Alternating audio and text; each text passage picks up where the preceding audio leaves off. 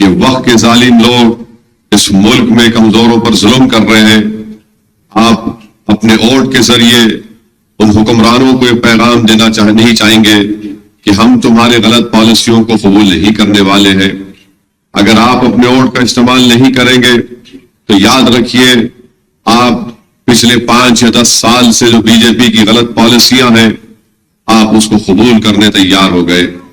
अगर आप अपने वोट का इस्तेमाल नहीं करेंगे तो फिर क्या आप ये पैगाम नहीं दे रहे हैं कि हम ट्रिपल तलाक के कानून को सही समझते हैं, जो हमारी तहजीब और तमद्दुन के खिलाफ भी है और हमारी माँ और बहनों से बहुत बड़ी नाइंसाफी करता है। अगर आप ये समझ रहे हैं कि मेरे वोट के इस्तेमाल नहीं करने से कुछ फर्क नहीं पड़ता, तो फिर बताइए कि आप CAA कानून को पसंद करते हैं, जो कल NPR NRC के जरिए आपकी शहरियत को छीन भी सकता है।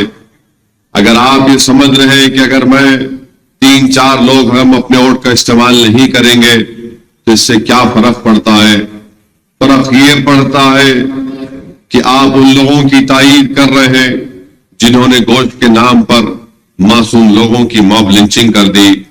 अगर आप वोट का इस्तेमाल नहीं करेंगे तो फिर आप उन लोगों की तायीद करेंगे जो हिजाब के नाम पर मुस्लिम खवातीन और बच्चियों को तालीम हासिल करने से रोक रहे हैं। अगर आप अपने वोट का इस्तेमाल नहीं करेंगे तो फिर आप हिंदुस्तान की जमहूरियत को मजबूत नहीं, कमजोर करना चाह रहे हैं। अगर आप अपने वोट का इस्तेमाल नहीं करेंगे तो फिर आप पैगाम ये दे रहे हैं नरेंद्र मोदी को कि तुम मुल्क में यकसा सिविल कोड को नाफिज कर सकते हो और मैं अपनी तहजीब और तमद्दुन को खोने को तैयार हूं। मेरे अजीज दोस्तों और बुजुर्गों, अगर आप ये समझ रहे हैं कि मैं अपने वोट का इस्तेमाल नहीं करूंगा तब भी मजलिस कामयाब होगी, इंशाअल्लाह होगी, मगर क्या आप ये चाहते हैं कि हैदराबाद का अमन कमजोर हो जाए? क्या आप चाहते हैं कि तेलंगाना में दंगे हों? क्या आप ये चाहते हैं कि आपका इत्तेहाद कमजोर हो जाए? मेरे अजीज दोस्तों, मेरी इज्जतदार माँ और बहनों, मेरी आप तमाम से दमन गुजारिश है कि ये हमारे मुल्क का, हमारे वतन अजीज का बड़ा ही तारीखी इलेक्शन होने जा रहा है। ये हमारे मुल्क का सबसे खतरनाक पार्लिमानी इलेक्शन होने जा रहा है।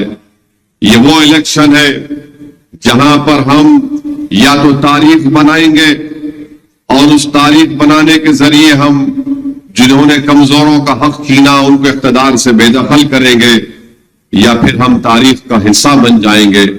अगर आप तारीख का हिस्सा नहीं बनना चाहते हैं तो मेरी आप तमाम सदबन गुजारिश है कि आप 13 मई के दिन निकलकर पतंग के निशान पर बटन दबाकर आप तारीख बनाइए, तारीख का हिस्सा मत बन जाइए।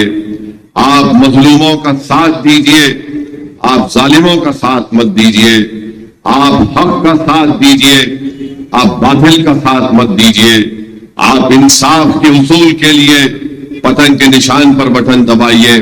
मेरे अजीज दोस्तों, मेरी इज्जतदार माँ और बहनों, मुझे यह भी कहा जा रहा है, सुनने में आ रहा है कि बहुत से लोग 13 तारीख के दिन फार्म हाउस बुक कराकर छुट्टी मनाने के लिए जाना चाहते हैं। मेरे अजीज दोस्तों और बुजुर्गों, आप फार्म हाउस को 14 तारीख को भी जा सकते हैं, 15 को भी जा सकते हैं, 16 को भी जा सकते हैं, 17 को भी जा सकते हैं, 18, 19 को भी जा सकते हैं। मगर अगर तुम 13 तारीख के दिन फार्म हाउस को जाओगे तो तुम क्या जवाब दोगे?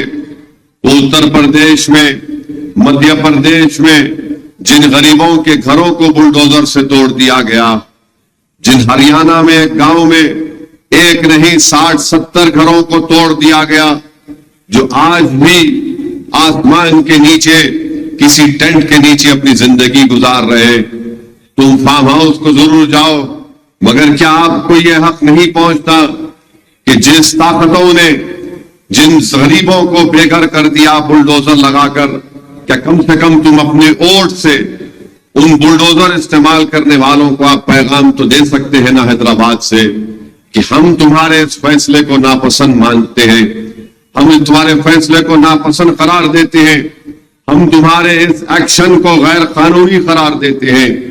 तो मेरे अजीज दोस्तों और बुजुर्गों, मेरी आपसे गुजारिश है कि 13 तारीख के दिन अपना एक वोट का इस्तेमाल करिए। और जब आप पोलिंग बूथ को जाएंगे तो अपने साथ सेल फोन लेकर हरगिज मत जाइए।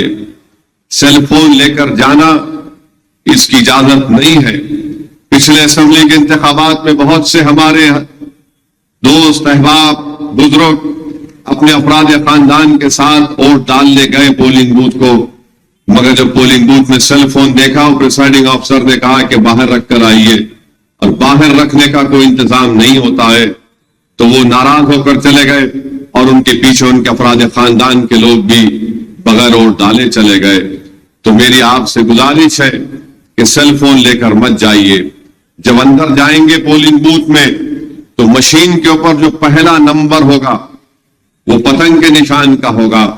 आप पहले नंबर के ऊपर आप पतंग के निशान पर बटन दबाइए, उस वक्त तक दबा के रखिए जब तक कि एक आवाज नहीं आती।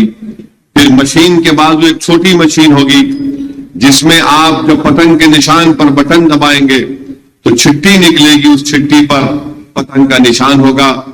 30 सेकंड तक आपको वो चिट्ठी दिखाई जाएगी, आपको दिखती रहेगी, आप उसको देखिए और उसके बाद वो चिट्ठी उसी मशीन के अंदर गिर जाएगी। तो मेरी आप तमाम से गुजारिश है कि पूरे अपने अफराद खानदान को लेकर जाइए। बल्कि मैं अपने मजलिसी रुफ़ा से, मजलिस के जिम्मेदारों से ये अपील कर रहा हूं, बल्कि इस इलाके के तमाम जिम्मेदारों से और खास तौर से मेरे गयूर नौजवानों से अपील कर रहा हूं कि अगर हर कोई अपने गली में 5-5 घर की जिम्मेदारी ले ले कम से कम, कि मैं इन 5 घर के वोटर्स को याद दिलाऊंगा, इनके घर पर जाकर दस्तक दूंगा, इनके घर पर जाकर इनकी गेट पर बेल दबाकर उनसे कहूंगा कि चलिए निकल कर वोट डालिए। अगर एक एक शख्स 5-5 घर की जिम्मेदारी ले लेगा तो मुझे यकीन है कि हमारा पोलिंग परसेंटेज बढ़ेगा और इतना अच्छा बढ़ेगा कि हम भारी अक्सरियत के साथ, बल्कि रिकॉर्ड तोड़ अक्सरियत के साथ हम अपने सियासी मुखालिफिन को एक बदतरीन शिकस्त दे सकेंगे। तो मैं उम्मीद करता हूं कि आप तमाम लोग 13 तारीख के दिन अपने वोट का इस्तेमाल करेंगे। मजलिस इत्तेहादुल मुस्लिमीन की कामयाबी को एक तारीखी कामयाबी से हम किनार करेंगे। इसके लिए बहुत जरूरी है कि हम अपने वोट का इस्तेमाल करें। जब तक वोट का इस्तेमाल नहीं होगा, आप याद रखिए, हम जमहूरियत में अगर है तो जमहूरियत हमको इस बात की इजाजत देती है कि वोट के जरिए तुम उस पार्टी के उम्मीदवार को, वक्त के हुक्मरानों को, दिल्ली के इख्तिदार पर जो बैठे हैं, आप उनको पैगाम दे सकते हैं। वोट में इतनी आवाज होती है कि सियासी पार्टी और हुकूमत वक्त को हिला के रख देती है।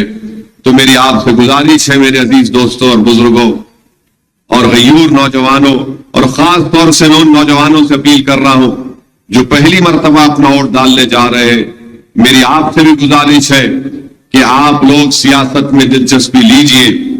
ये लड़ाई जो मजलिस लड़ रही है नौजवानों, तुम्हारे मुस्तकबिल की लड़ाई लड़ रही है, ताकि आज जो मुल्क में नफरतों की फिजाओं को उठा दिया गया, आज हमारे वतन अजीज में शक की बुनियाद पर किसी को या गोश्त की बुनियाद पर किसी को मारा और पीटा जाता है। अगर आज हम नहीं उठेंगे, नौजवानों तुम उठकर वोट नहीं डालोगे तो कल मुस्तकबिल तुम्हारा है, और इसीलिए तुम्हारा मुस्तकबिल अच्छा हो, मैं नौजवानों से भी अपील कर रहा हूं कि वो सबसे पहले आगे आकर अपने वोट का भी इस्तेमाल करें और अपने पूरे अफराद खानदान और दोस्त अहबाब को लेकर जाए। ये फार्म हाउस बुक करना, पुनः जगह जाकर खाना खाना, आम खाना, ये कभी भी किया जा सकता है, मगर आज क्योंकि 13 को इलेक्शन है, 11 तारीख को इंतखाबी मुहिम इख्तिताम को पहुंचेगी, जो हफ्ते का दिन है, इतवार को बाद 12 मई है, 13 मई को पोलिंग का दिन है। तो मेरी आपसे गुजारिश है कि गलती हरगिज मत करिए, ये गलती हरगिज मत करिए। यकीनन गर्मी रहेगी, यकीनन मौसम खराब है, मगर याद रखिए जो मुल्क में फिरका परस्ती की गर्मी पैदा हो रही है, हमारे वतन अजीज में जो नफरत की गर्मी पैदा कर दी गई है, हमारे वतन अजीज में यूनिफॉर्म सिविल कोड को लागू करने की गर्मी पैदा की जा रही है। आप उस गर्मी को देखेंगे या मौसम की गर्मी को देखेंगे? ये मौसम गर्मा का है। एक महीने के अंदर बारिश होगी तो गर्मी में कमी आ जाएगी। मगर जो हमारे दुश्मन बनकर बैठे हैं, जो हमारे हिजाब के दुश्मन है, जो हमारी दाढ़ी के दुश्मन है, जो इस मुल्क की सेकुलरिज्म के दुश्मन है, जो इस मुल्क के भाईचारगी के दुश्मन है, जो ये गर्मी पैदा कर रहे हैं, बारिश के साथ मौसम की गर्मी कमी आ सकती है। मगर याद रखो, जो नफरत पैदा कर दी गई है, हमारे बच्चों के मुस्तकबिल को खराब करने की जो गर्मी पैदा कर दी गई है, उस गर्मी का खात्मा आप कैसे करेंगे? फार्म हाउस खुदा के करेंगे, वोट नहीं डालकर करेंगे, या फिर जिंदाबाद के नारे लगाकर करेंगे? नहीं मेरे अजीज दोस्तों और बुजुर्गों, 13 मई के दिन आपको इस नफरत की गर्मी का हम खात्मा करेंगे। इस मुल्क के मुकद्दर का फैसला हम करेंगे और इंशाअल्लाह ताला हम अपने के कोर्ट से दोबारा हिंदुस्तान के वजीर आजम को नरेंद्र मोदी बनाने से रोकेंगे इंशाअल्लाह ताला। ये काम आपको करना है वोट डालने से। यहीं पर आपके इलाके में दौरा कर रहा था मैं, मौला के चिल्ले में दौरा कर रहा था, तो आज से चंद दिन पहले हमारी एक बेटी या बहन या मां ने मुझसे कहा, पर्दे के पीछे से कहा कि हम आपको वोट इसलिए देंगे ताकि तुम मोदी को रोको, उसको हटाओ, वजीर आजम बनने से रोको। मैं सलाम करता हूं हमारी इस बेटी और मां के जज्बे को। अल्लाह उसके जज्बे को सलामत रखे और अल्लाह हमको तौफीक दे कि हम उस बच्ची के, उस मां का जो पैगाम है उसको पूरा कर सके। तो मेरे अजीज दोस्तों और बुजुर्गों, मेरी आपसे अपील है कि आप लोग अपने वोट का इस्तेमाल करिए। दूसरी बात, क्या वो तकरीर प्ले कर सकते?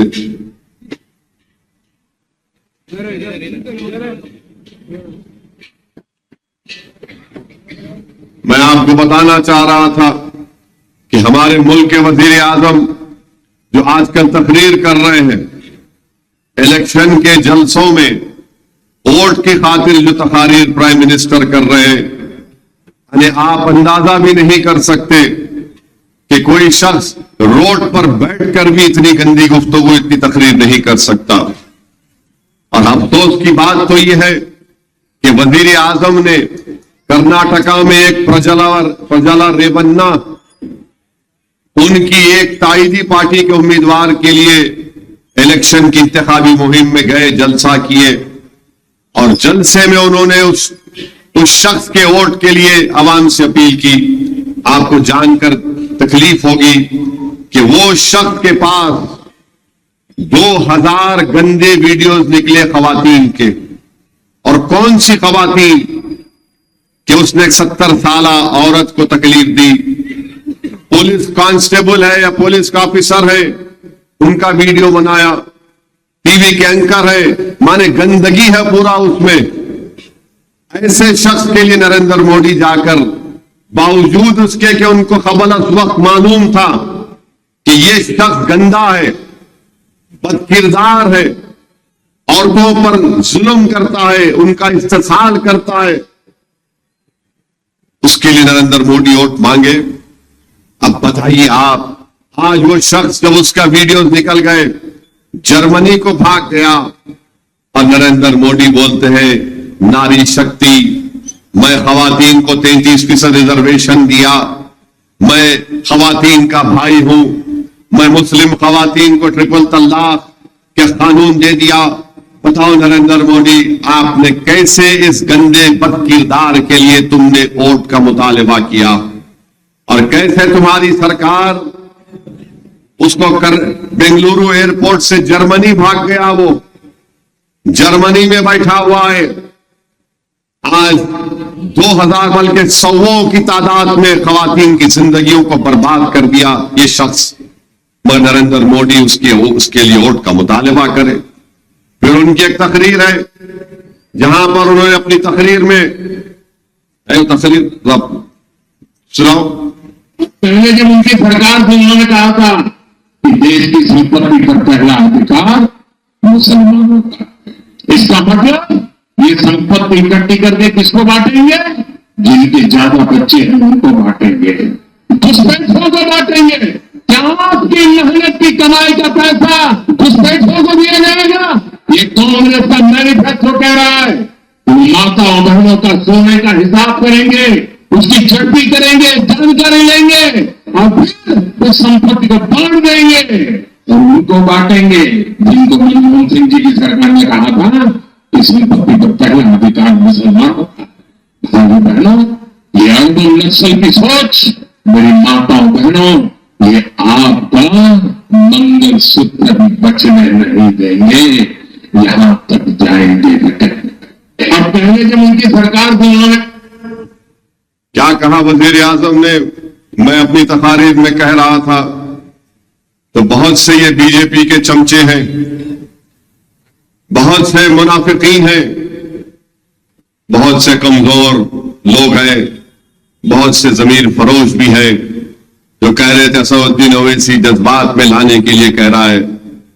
अब सुनो तुम, मैं जानता हूं तुम ये इस जलसे को किसी मुकाम पर बैठकर सुन रहे हो, जगह नहीं बताना चाहता मैं तुम्हारी हिफाजत के लिए, मगर सुनो तुम, अगर तुम्हारे कान में रुई नहीं है तो अगर मैल है तो निकालो।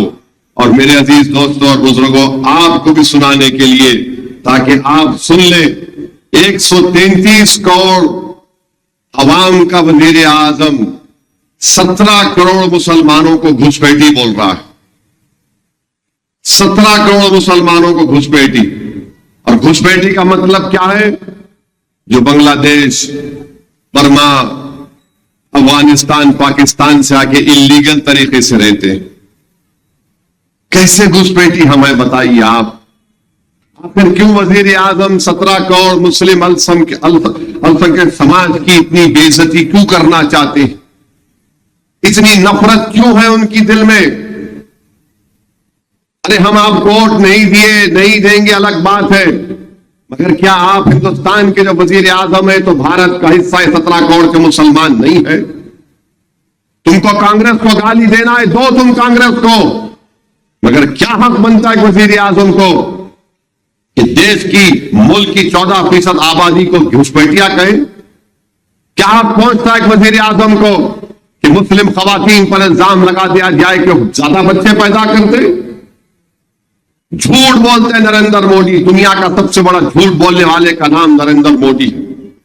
हुकूमत का, इनकी हुकूमत का डेटा बोलता है, इनकी हुकूमत के आदाद और शुमार कहते हैं कि मुस्लिम खवातीन का टोटल फर्टिलिटी रेट गिरा है।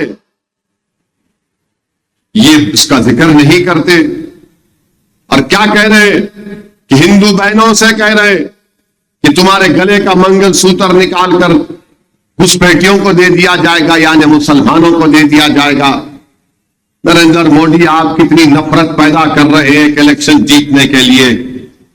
आप इतना क्यों डर रहे हैं, इतना क्यों फ्रस्ट्रेटेड नजर आ रहे हैं आप कि आप आ गए हिंदू मुसलमान पर? 17 करोड़ मुस्लिम माइनॉरिटी को आप घुसपैठी कहते हैं। अरे तुम तो भारत के वजीर आजम हो ना, तुमको यह जेब देता है कि तुम 17 करोड़ आवाम को घुसपैठी कहो। तुम हमारी बहनों को, हमारी बेटियों को बदनाम कर रहे हो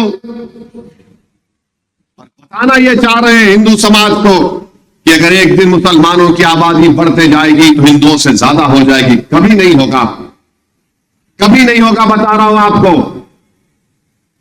आज से एक 35-40 साल के बाद, हमारे 45 साल के बाद करीब हमारे हिंदू भाई बहनों की आबादी स्टेबलाइज हो जाएगी और उसके 40 साल के बाद मुसलमानों की आबादी स्टेबलाइज हो जाएगी। कभी भी मुसलमानों की आबादी हिंदू भाइयों से आगे नहीं जाएगी। मगर ये नरेंद्र मोदी, देश के वजीर आजम, मुल्क के वजीर आजम की जबान, एक रोड चलता आदमी भी इस तरह की बात ना करे और बोल रहे कि हिंदू बहनों से मंगलसूत्र निकालकर मुसलमानों को दिया जाएगा। देश के वजीर आजम, मंगलसूत्र की आप बात मत करिए, ये बात आपको जेब नहीं देती। बल्कि रिजर्व बैंक ऑफ इंडिया का डेटा आपके सामने पढ़ना चाहूंगा। रिजर्व बैंक ऑफ इंडिया ने कह दिया कि 5 साल में, यानी 2019 से 2024 तक सबसे ज्यादा खवातीन भारत की बैंक में सोना गिरवी रखाकर, बैंक में सबसे ज्यादा 5 टाइम बढ़ गया गिरवी, सोना को गिरवी रखाया, और जिसको गोल्ड लोन बोलते। और नरेंद्र मोदी, आप मंगलसूत्र की बात करते हैं ना, तुम्हारे 5 साल में महिलाओं ने, खवातीन ने सोना गिरवी रखाकर बैंकों से 1 लाख करोड़ रुपए का कर्जा लिया। जब आपको याद नहीं आया ये, मगर आज आप कह रहे मुस्लिम खवातीन को बदनाम करना, मुसलमानों को, इस भारत के बाइज्जत शहरी को घुसपैठी कहना। तो मेरे अजीज दोस्तों और बुजुर्गों, मेरी आपसे गुजारिश है, ये इलेक्शन में नरेंद्र मोदी की जबान ये है कि अब भी आप वोट नहीं देंगे, और अब भी आप समझेंगे मैं फार्म हाउस जाकर बैठ जाऊंगा, अब भी आप समझेंगे कि नहीं नहीं मेरे वोट डालने से कोई फर्क नहीं पड़ता। अरे अगर तुम में गीरत और हमियत बाकी है तो तुम निकल कर वोट दोगे इंशाअल्लाह ताला।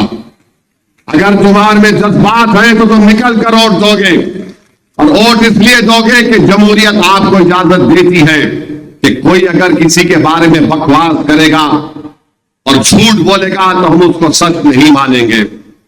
अगर आपको नरेंद्र मोदी के झूठ का जवाब देना है तो असदुद्दीन ओवैसी की तकरीर को सुनकर नारे मार कर या थाली मार कर नहीं, 13 मई को जाकर वोट देना पड़ेगा पतंग के निशान पर। तब जाकर इनको मालूम होगा कि हम झूठों की झूठ को बर्दाश्त नहीं करते, और झूठे को उसकी मंजिल तक पहुंचाना उसी वक्त मुमकिन होगा जब 13 मई को दिन हम अपने के वोट का इस्तेमाल करेंगे।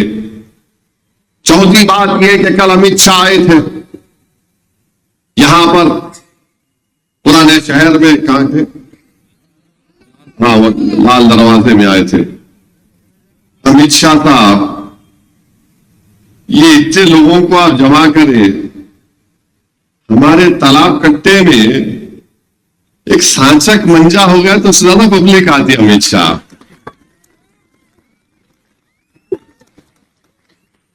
अरे सब चील चील के बोल रहे, अरे हमारे पास एक सांचक मंजा हो गया तो उससे ज्यादा भीड़ आ जाती है। पर अमित शाह बोल रहे हैं, क्या बोले कल अमित शाह, हैदराबाद पे 40 साल से, वो भी है क्या मियां, वीडियो ऑडियो है, नहीं है तो छोड़ दो, 40 साल से हैदराबाद पे रजाकारों का कब्जा, 40 साल से हैदराबाद में रजाकारों का कब्जा। आप होम मिनिस्टर क्यों बने? आप होम मिनिस्टर बैठ के रजाकारों का कब्जा हैदराबाद पे हुआ तो आप क्या कर रहे? मुंह में झई जम गई थी 10 साल से तुम्हारे मुंह में।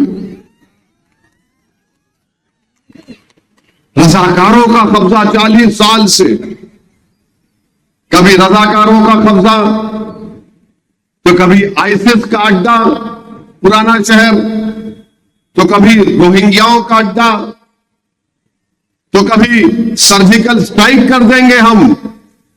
इनका बीजेपी का लीडर बोला था बल्दिया के इलेक्शन में, तो कभी इनके उम्मीदवार बोलती है कि मैं तीर चला दूंगी। किस्सा क्या है आखिर? ये क्यों इतनी नफरत है अमित शाह आपको और आपकी पार्टी के लोगों को पुराने शहर के इस इलाके से? हैदराबाद के पार्लिमानी अवाम से इतनी नफरत क्यों है आपको? 40 साल से रजाकारों का कब्जा। अमित शाह ये बात जान लो तुम, या कोई रजाकार नहीं है, यहां पर इंसान रहते हैं। जो रजाकार थे वो पाकिस्तान भाग गए, जो वफादार थे यहां पर ठहर कर 40 साल से आरएसएस को हरा रहे, और अब के बार भी तुमको और मोदी को हराएंगे इंशाअल्लाह ताला। रजाकार भाग गए, वफादार सीना तान कर खड़े। तुम्हारी आंखों में आंखें डालकर भारत की लोकसभा में तुम्हारे 306 एमपी के सामने वफादार खड़े होकर कहा था बाबरी मस्जिद जिंदाबाद, बाबरी मस्जिद जिंदाबाद। आप हमको बोलते आईसिस का अड्डा। कितना बदनाम करेंगे आप हैदराबाद की पार्लियामेंट की आवाम को। यहां पर हमारे हिंदू भाई भी रहते हैं, दलित भी रहते हैं, बैकवर्ड क्लास के हमारे लोग रहते हैं, यहां पर मराठे रहते हैं, यहां पर राजस्थान के लोग रहते हैं, यहां पर मुनुर कापू के लोग रहते हैं, यहां पर गौड़ लोग रहते हैं, यादवा रहते हैं, पारधी रहते हैं, शेड्यूल्ड ट्राइब के लोग रहते हैं, मगर इनको दिख रहा रजाकार खाली। लगता है अमित शाह जरा आंख का मायना करा लो, शक्कर बड़ी भी है शायद आपकी, पर आपकी आंख पे असर पड़ रहा, बराबर नहीं दिख रहा आपको। और आप बोल रहे हैदराबाद में किसी को भी डरने की जरूरत नहीं है। अमित शाह आपको कौन बोले कौन डरता है, किसके बाप को नहीं डरते, यहां पे किसी से भी नहीं डरते। हमको समझाना पड़ता हमारे बच्चों को, अरे रुक, अरे ठहर, बच्चों को रोकना पड़ता, अरे ठहर। उन्हें बोलता निकल गया तो फिर देख बिन ब्रेक के किसको भी नहीं छोड़ता हूं। रोकना पड़ता बच्चों को हमारे, नहीं मियां समझो बाबा, ठहरो बाबा, अरे समझ में बैठ जा, पानी पी, डरने की जरूरत नहीं है। और अमित शाह आपको क्या मालूम, हैदराबाद ये हैदर कर्रार के नाम से रखा गया, डर नाम की कोई चीज नहीं है। ये हैदर कर्रार की निस्बत से हैदराबाद रखा गया। और अमित शाह कौन थे हैदर कर्रार? हैदर कर्रार कौन थे? किसके किले का दरवाजा उठाकर 40 कोस फेंक दिए? उनके नाम से, हैदर कर्रार के नाम से हैदराबाद। और हम किसी के बाप से डरने वाले नहीं हैं। बल्कि अमित शाह आपने बहुत बड़ी गलती की, आपको इलेक्शन लड़ना था मेरे खिलाफ, लड़ लेते आप, कहीं को डर के चले गए अहमदाबाद।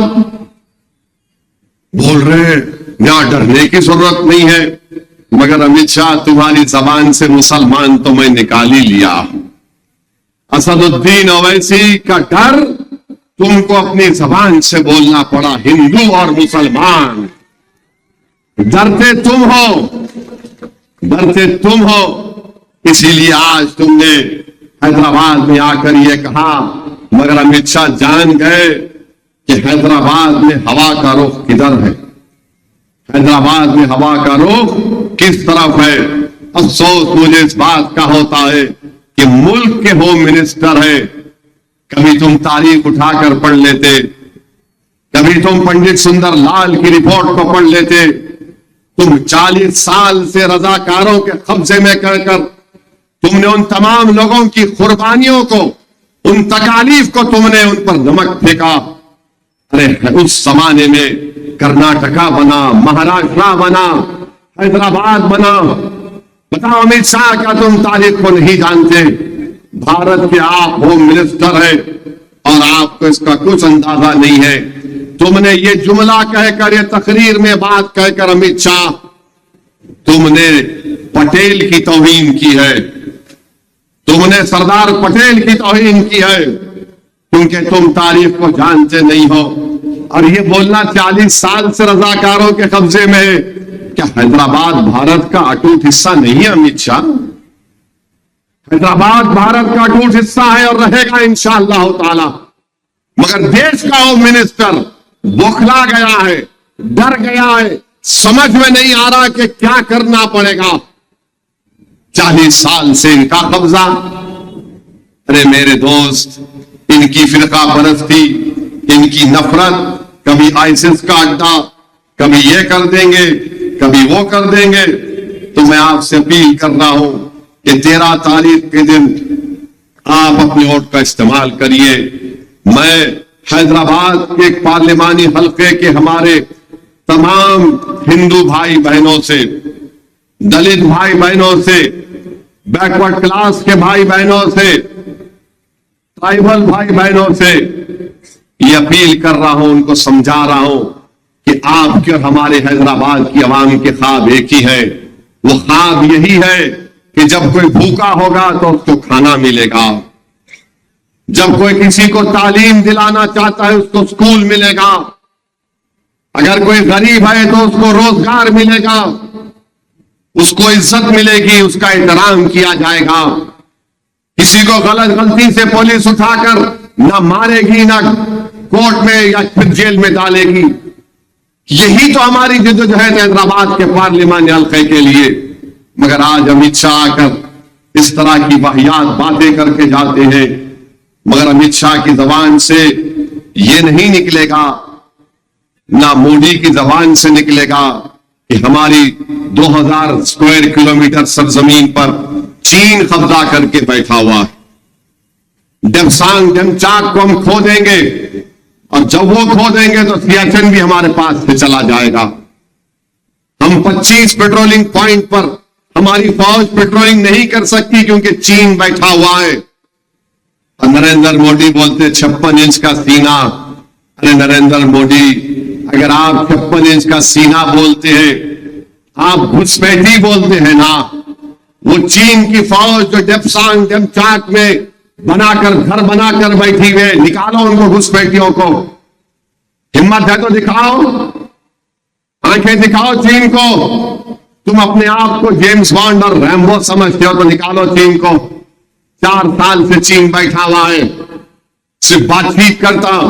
अच्छा, आप मेरे को एक बात बोलो, अगर आपका एक बहुत बड़ा घर है आपका, आपके 2 घर पे 4 घर पे कोई कब्जा कर लिया,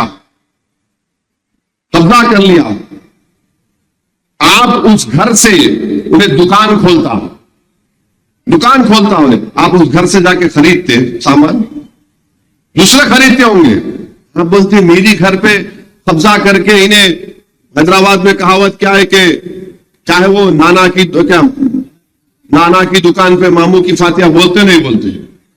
मोदी क्या कर रहे, 2000 स्क्वायर किलोमीटर पे चीन कब्जा कर लिया, बिलियंस ऑफ डॉलर्स का चीन का सामान भारत को आ रहा। ये इनकी देशभक्ति है, अरे भाई, हमारी जमीन पे कब्जा करके बैठा तो गीरत और मुल्क की मोहब्बत मुझे पुकार कर कहेगी कि मैं थूकूंगा उस सामान को जो मेरे देश की जमीन पर कब्जा करके मेरे मुल्क में ऐसा सामान जाके डाल रहा है। अब तो यह हो गई कि पतंग का मांझा भी चीन से आ रहा है, और कई लोगों की मौत हो जाती है, उसमें गले कट जाते, उसको तक नहीं रोक सकते नरेंद्र मोदी।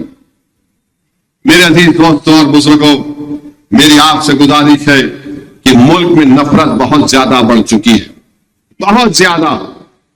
मुंबई में एक स्कूल है, वहां की प्रिंसिपल एक मुसलमान खातून है, बेहतरीन काम करने वाली रिपोर्ट में आया। डिस्क्रॉल एक वेबसाइट है, उसमें उस प्रिंसिपल ने सिर्फ ट्विटर के ऊपर, एक्स के ऊपर 3-4 मरतबा एक लाइक का बटन दबाया। किसके ऊपर दबाया? उसमें कोई हिंदुओं के खिलाफ या मुसलमानों के खिलाफ नहीं था, फलस्तीन के ऊपर था, सिर्फ गाजा के ऊपर था। तो किसी एक आरएसएस की सपोर्ट में जो वेबसाइट ने लिख दिया कि ये फुला प्रिंसिपल मुसलमान है, ये गाजा और फलस्तीन की तायीद कर रही है। ऐसा कोहराम मचा दिया कि स्कूल ने उस मुस्लिम खातून को प्रिंसिपलशिप से निकाल दिया। अब बताइए मुल्क कहां पे जाएगा फिर? इतनी नफरत बढ़ा दी जा रही है, और नफरत इतनी बढ़ गई, गाली मुझे देते बी टीम की। महाराष्ट्र में 48 लोकसभा की सीटें, 48। ना कांग्रेस, ना शरद पवार, ना उद्धव ठाकरे जो आजकल नए सेकुलर हुए, एक भी मुसलमान को टिकट नहीं दिए, एक भी। और क्या बोलते, उन्हीं का कांग्रेस का एक साबिका मिनिस्टर कहता है कि 1 करोड़ मुसलमान महाराष्ट्र में और मेरी पार्टी और हमारा अलायंस एक मुसलमान को टिकट नहीं दिए। और कौन है, कौन इलेक्शन लड़ रहा है रजिस्टर्ड रिकॉग्नाइज पार्टी से? उसका नाम इम्तियाज जलील है, जो औरंगाबाद का एमपी है। और इंशाअल्लाह ताला औरंगाबाद की आवाम दोबारा इम्तियाज जलील को अपना एमपी बनाएगी। अरे हम 2-3 मुकामात पर इलेक्शन लड़ रहे औरंगाबाद में, मेरे पास फोन कर दिए, हम फुला बात कर रहे। मैंने कहा बोलिए क्या बात करना है? अरे वहां क्यों खड़ा कर रहे आप? मैं क्या करूं मैं? नहीं, आप विड्रॉ कर लिए। मैं बहुत अच्छा है, बहुत अच्छा, मैं 10 मिनट में करता हूं। बोले आपको मेरा काम करना है। मैं बोली ओवैसी साहब क्या करना है? बोला वो जो दूसरे पार्टी का कैंडिडेट औरंगाबाद में उसको विड्रॉ करा लो। मामला खत्म, मामला खत्म। एक हाथ दो, एक हाथ लो। ये कब तक चलेगा? खाली मैं दे रहा हूं तुमको, तुम जेबा भर के जा रहे। बोले ये क्या बात है? मेरा ये क्या बात है? औरंगाबाद की आवाम ने अपना खून पसीना बहाकर एक नाकारा शिवसेना के 21 साल के एमपी को हराया, और मैं अपनी पार्टी को बढ़ाना चाहता हूं, और आप बोल रहे विड्रॉ करो। मेला ये करो फिर। बोले नहीं नहीं, आप हालात को समझिए। अरे मेला छोड़ो आजाद, हालात किसको समझा रहे? हम तूफानों में कश्ती उतार के तीरना से उस कश्ती को लेके जाते तूफानों में। तुम हालात कम सामने बताओ मेरे को। बहुत देख लिए हम, बहुत चीजों को तूफानों का मुकाबला करें हम, बल्कि बातिल तूफानों का रुख मोड़ने वालों का नाम मजलिस इत्तेहादुल मुस्लिमीन है। हम वो नहीं है कि बातिल की तरफ से बारिश हुई, अरे हम डर जाएंगे, अरे हम बहुत बीत चुके हैं। ये हाल हो चुका है। कैंडिडेट मत खड़ा करो। अरे वो कैंडिडेट क्या करना फिर? मेरे अजीज दोस्तों, 48 लोकसभा की सीटें, 80 उत्तर प्रदेश में, दूसरा महाराष्ट्र, एक भी मुस्लिम अकलियत को टिकट देने तैयार नहीं है। क्यों? हम खाली वोट डालने वाले हैं, हम एटीएम की मशीन है, हम खाली वोट डालेंगे। हाँ डालेंगे भाई, हमको क्या करना है, वोट डालेंगे। मेरे भाई, वोट लेना सीखने का फन जो मजलिस इत्तेहादुल मुस्लिमीन के मरूम कायदीन ने हमको सिखाया, हम उसको लेकर मुल्क के कोने कोने में जा रहे हैं। और इंशाअल्लाह ताला आप मेरी बात यकीन करिए कि इंशाअल्लाह ताला आपके बार हिंदुस्तान की लोकसभा में हैदराबाद से इंशाअल्लाह सदुद्दीन ओवैसी जाएगा आपका नुमाइंदा बनकर। हैदराबाद की आवाम की आवाज जो एक मोहब्बत और गंगा जमनी तहजीब पर मुबन्नी है, उसकी आवाज बनकर सदुद्दीन ओवैसी जाएगा। औरंगाबाद की आवाम गरीब और मजलूमों की, हर औरंगाबाद के तबके की आवाम की नुमाइंदगी और उनकी आवाज बनकर एमपी जीत कर इम्तियाज जलील जाएगा। किशनगंज से सीमांचल के गरीब आवाम की आवाज अख्तर ईमान बन के जाएगा इंशाअल्लाह ताला। तुम्हारे 3 एमपी जाएंगे और इंशाअल्लाह ताला मोदी को वजीर आजम बनने से हम रोकेंगे, और कोई भी बने हम ऐवानों को हिला के रखते हैं, ऐवानों को हिला के रखेंगे इंशाअल्लाह ताला। तो मेरे अजीज दोस्तों और बुजुर्गों, मुझे एक और जलसे में जाना है मलकपेट में। मैं अपनी तकरीर को खत्म करने से पहले एक हरी सिंह पहलवान की शायरी आपके सामने करके जाता हूं, जो अपने जिंदा दिला मेरे हरी सिंह पहलवान है। तो हरी सिंह, आप मैं किसके बारे में बोल रहा हूं पूछना नहीं, मैं किसके बारे में बोल रहा हूं पूछना नहीं। अक्लमंद को इशारा काफी है, समझ लेना, समझ लेना, समझेंगे ना, समझेंगे ना। सुनो, हरी सिंह लिखे, मैं नहीं लिखा ये। अम्मा बाबा को भूल गया हो रे, अम्मा बाबा को भूल गया, मेरे साथ बोलो, अम्मा बाबा को भूल गया, उसके बाद बोलो और सास ससुरों में घुल गया, सारी जनता को हौला बना रहा, हिंदू मुसलमान को लड़ा रहा, शादी करके जोरू को भगाता, एनआरसी बोल के हमको डराता, बार बार बाहर का दौरा करता, जनता के पैसे बर्बाद करता, कातिल और जानियों को छोड़ता, बेगुनाहों को कैद करता, मंगलसूत्रों की झूठी अफवाह उड़ाता, गरीब लोगों का मजाक उड़ाता, लोगों को तकलीफ देकर खुश होता, प्रधान सेवक बन के उछल रहा, अपनी औकात भूल गया। बस 13 तारीख को मेरे को नहीं बोलना पड़ेगा, अरे हौरे कहां रे,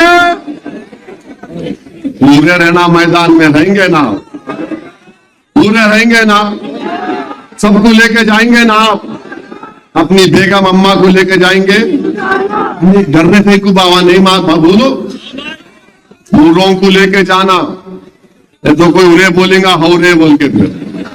तो 13 तारीख के दिन अपना एक एक वोट पतंग के निशान पर दबाइए। सीरियल नंबर में 1 है।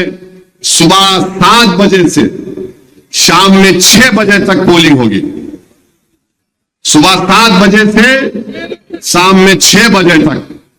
तो माशाअल्लाह ताला आपके पास 1 घंटा इजाफा इलेक्शन कमीशन ने कर दिया, हम शुक्रगुजार हैं उनका। मगर 7 बजे से 6 बजे तक आपको अपनी पोलिंग का इंतजाम, बल्कि नौजवानों से अपील है जो फर्स्ट टाइम वोटर है अपने वोट का इस्तेमाल करिए। अस्सलाम वालेकुम व रहमतुल्लाहि व बरकातहू।